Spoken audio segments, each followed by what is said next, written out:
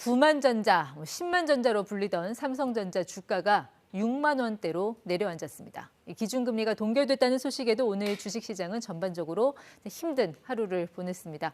실적과는 반대로 가고 있는 삼성전자 주가 대체 왜 이런 건지 곽상준 신한금융투자 강북센터 지점장 분석과 전망을 들어보겠습니다. 지점장님 어서 오십시오. 네, 안녕하십니까? 연휴 보내고 올 때마다 이게 시장이 놀라게 하네요.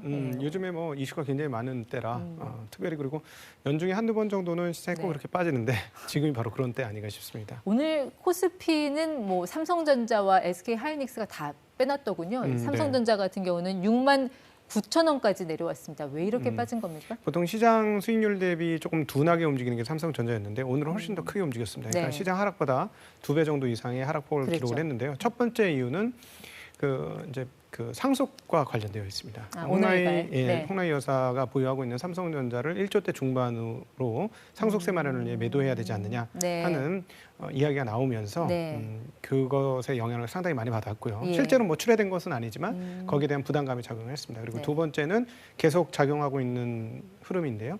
3분기 이후의 실적이 이제는 떨어지지 않겠는가 하는 그런 전망이 시장을 계속해서 짓눌렀고 삼성전자의 주가를 하락시켰습니다. 삼성전자 주식에 매도 물량이 나올 거란 우려와 또 디램 가격이 앞으로 낮아지면 또 이익 성장성이 그만큼 안 좋아질 거다라는 그 두 가지 우려가 같이 악재로 작용했다는 설명이신 것 같아요. 그렇죠. 삼성전자는 뭐 며칠 전에 이게 매출과 영업이익 정말 역대급 호실적이 나오지 않았습니까? 네, 맞습니다. 실적은 좋은데 주가는 자꾸 빠지고 이거 어떻게 해석을 해야 될까요? 이게 주식시장의 가지고 있는 메커니즘이다라고 보시면 되는데요. 주식시장은 지금 현재 실적을 그대로 반영하는 게 아니라 앞으로 다가올 실적을 현재 주가에 반영하는 그런 경향성을 가지고 있습니다. 모두가 미래가 어떻게 될까를 생각하면서 시장 참여자들이 참여하기 때문에 그러한데요. 지금 4, 4분기에는 아무래도 그 반도체 영역, 특별히 메모리 영역에서 가격이 떨어지면서 이익이 3분기만 못할 것이다라는 전망이 아주 강하게 작용하고 있고 많은 전망가들이 그렇게 전망하고 있고 애널리스트들도 그런 전망으로 바뀌면서 야 그렇다면 이제 피크를 찍었구나. 3분기에 실적이 최고로 좋았으니 이제는 실적이 떨어질 일밖에 안 남았다. 이런 생각에 그 뭐라 그럴까? 그 기준 그 목표가 같은 것들이 떨어지고 주가도 떨어지게 된 겁니다. 이 삼성전자의 부진이 앞으로 언제까지 더 갈 것인가? 이게 투자자들의 가장 큰 관심이 아닐까 싶은데요. 많은 분들이 지금 굉장히 쇼크를 먹고 가슴이 두려움에 차 있는 분들도 있을 것이고 불안해하시는 분, 기분 나쁜 분들 여러분들이 계실 것 같은데 지금 목표가는 하향되고 있습니다만 과연 그렇게 될 것인지 저는 개인적인 의견을 말씀드리면 의문입니다. 왜냐하면 내년부터 상황들이 좀 바뀔 가능성이 매우 높아요. 지금 반영하고 있는 것은 4, 4분기 실적이 좀 떨어질 것에 대해서만 주가에 반영하고 있거든요. 그런데 내년도 1, 4분기부터는 전환점들이 좀 몇 가지가 나오기 때문에 그 전환점들을 생각해보고 또 2, 4분기부터 좋아질 수 있는 흐름들을 감안해 본다면 한 내년부터는 이런 하락이 정당화되지 않을 가능성도 상당히 높다. 그 전환점이라는 게 어떤 전환점을 말씀하시는 거예요? 이쪽 메모리 업계에서는 정말 오랫동안 기다렸던 뉴스인데요. 인텔이 새로운 CPU를 제작해서 출시하게 됩니다. CPU라는 게 중앙 처리 장치? 네, 그렇습니다. 컴퓨터의 두뇌 같은 건데요. 바로 메모리는 컴퓨터의 두뇌를 더 활성화시켜주는 역할을 하는 보조 장치라고 보시면 됩니다. 그런데 인텔에서 계속 하겠다 해놓고 못한 지가 굉장히 오래됐어요. 그런데 인텔은 서버 CPU 시장에서 절대 강자입니다. 그런데 최근에 인텔의 새로운 CEO인 팻 겔싱어가 나와서 기자간담회에서 뭐라고 얘기를 했냐면 이제 AMD의 시대는 끝났다라고 얘기했습니다. 이게 무슨 얘기냐면 대표가 이런 얘기를 한다는 건 굉장히 큰 이야기고 자신감에 차 있고 준비가 돼 있다라는 얘기인데요. 즉 그동안에 준비했던 새로운 CPU를 일정대로 출시할 수 있다라는 얘기가 됩니다. 그동안 인텔은 매번 우리가 내겠다 했는데 지연됐거든요. 10나노 공정에서 못 만들고 그래서 항상 인텔은 거짓말만 하는 존재냐 이렇게까지 시장이 인식이 되었었는데요. 이번에는 정말 단호하게 얘기했습니다. 그러면 내년도 3월부터 그 메모리 시장에서 가장 큰 시장이 어디냐면 우리가 일반적으로 알고 있기는 PC 시장이라든가 그다음에 그 휴대폰 시장이 크다고 생각하는데 실제로는 데이터 센터, 서버 시장이 가장 큰 시장입니다. 약 36%의 점유율을 차지하고 있고요. 그리고 높은 가격을 받을 수 있는 곳입니다. 그러니까 이곳에서는 CPU가 새롭게 나오면 안 바꿀 이유가 없고 인텔의 점유율은 90%입니다.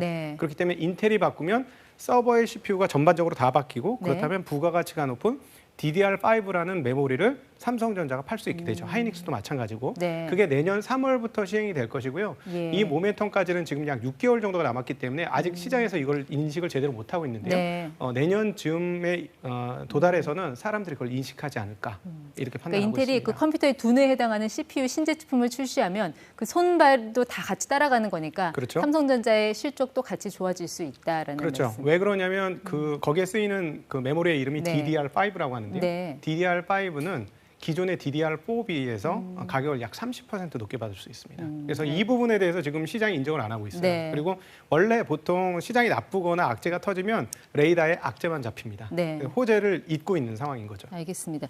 자, 오늘 한국은행이 기준금리를 동결했습니다. 네. 그래서 약간 뭐 주가에 좀 좋은 영향이 되지 않을까 하는 기대감도 좀 있었는데 네. 자, 코스피 2,900선을 좀 간신히 지켰습니다. 이거는 어떻게 좀 봐야 될까요? 일단 그 주식시장은 한국 금리에 대해서는 아직까지는 별로 관심이 없습니다.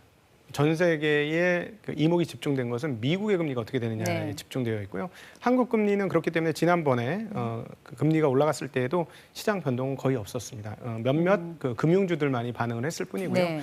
그런데 일단 오늘 그 한국은행 발언 중에서 금통위 중에서 내용 중에 중요한 것은 이번 달에는 동결을 했습니다만 네. 다음 달에는 금리를 올릴 것이라는 강한 시사를 내주었습니다. 네. 그리고 또 하나 내년까지도 금리 인상이 멈추지 않을 것이다라는 시그널을 준 것이 굉장히 큰 이슈였다고 생각을 네. 하고요. 그 올해 연말까지 1%의 콜금리 기준금리가 되고 내년까지는 1.5%까지도 기준금리가 오를 것을 감안하셔야 될 것 같습니다. 자, 그러면 말씀하신 대로 11월 달에 이제 한 번 더 추가로 이제 기준금리가 인상이 되면 자, 우리 시장에는 좀 어떤 영향이 있을 걸로 보세요?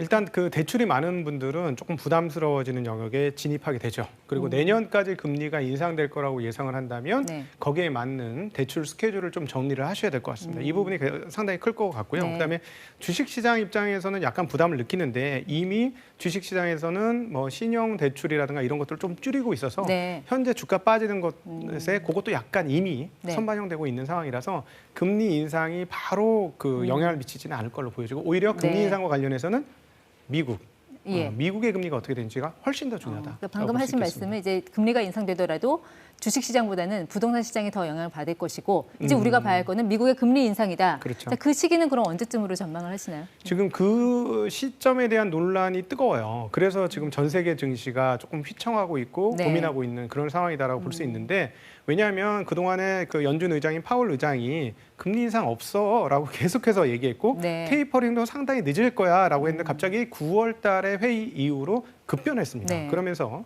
11월부터는 테이퍼링을 할 것으로 예상을 하고 있고 그렇다면 이제 시장 참여자들은 무슨 생각을 하냐면 테이퍼링 끝나면 바로 금리 인상하는 거 아니야? 하면서 네. 내년 6월 또는 9월 달에 금리 인상을 할 거라는 인식이 60%를 넘어가고 있어요. 네. 그래서 그 시점이 더 앞으로 당겨질까 봐 굉장히 두려워하고 있는 네. 게 지금 미국의 상황이고 전 세계의 상황이다라고 볼 수 있습니다. 그리고 이런 금리 인상에 대한 우려를 네. 하게 되는 것은 인플레이션이 계속 눈에 보이기 때문에 그렇죠. 그렇습니다. 네.